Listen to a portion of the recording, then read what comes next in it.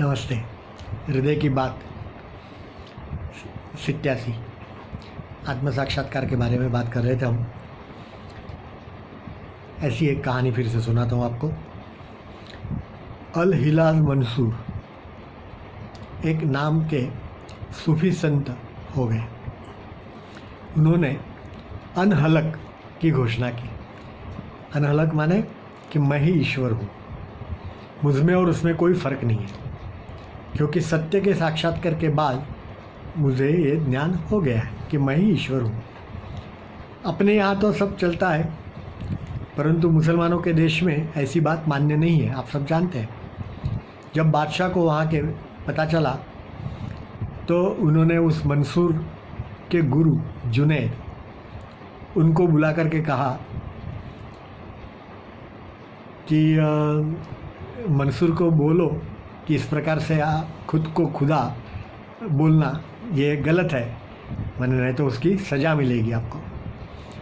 तो गुरु जो जुनैद थे उन्होंने मंसूर को बुला करके कहा कि तू जो कह रहा है वो सही है, मैंने भी इसका अनुभव किया है, परंतु फिर भी तू जो कह रहा है वो ठीक नहीं है, वे लोग तुझे मार डालेंगे।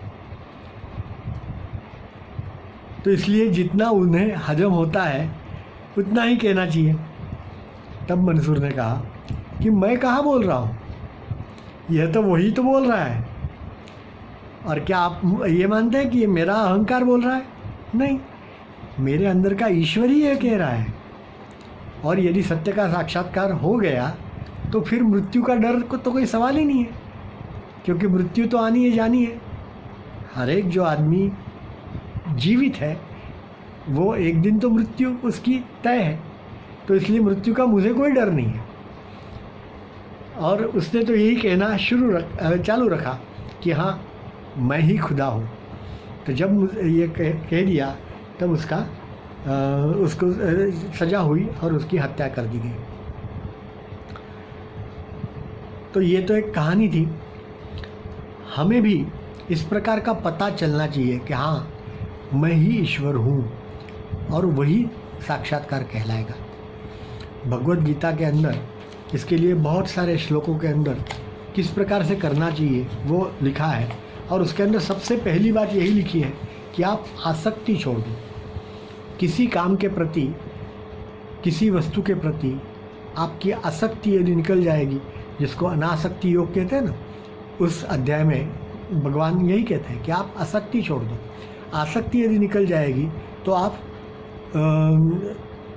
उससे बाहर आ जाएंगे, तो फिर कोई खुशी नहीं रहेगी, कोई गम नहीं रहेगा। और ऐसा मानव स्थिर बुद्धि वाला बुद्धिमान ब्रह्मविद होगा, और वो इस ईश्वर में स्थिर बन करके ईश्वर सदृश बन सकता है। तो मानव को परमात्मा बनने के हेतु किसी भी प्रकार की आवश्यकता नहीं है, केवल मात्र उचित मनस्थिति तैयार करनी है। आँख, कान, नाक, जीवा, त्वचा, मन के द्वारा हम बाहरी दुनिया का ज्ञान प्राप्त करते हैं, लेकिन उसी प्रकार से हमें अंदर का भी ज्ञान प्राप्त करना है ना। तो ये आसक्ति की वजह से हम नहीं प्राप्त कर सकते। तो जहाँ भी कहीं सुख नहीं है, दुख नहीं है, मात्र आनंद शेष रह गया है, और आगे वह भी समाप्त होने वाला है, यह ईश्वर के साथ जुड़ने का ही फल है। एक शायर ने यही बहुत अच्छी लाइन लिखी है कि मैं यह धोखा कायम खाता रहा कि चेहरे पे मैल था और मैं शीशा धोता रहा। हमारा भी ऐसा ही होता है ना। देखिए, सोचिए।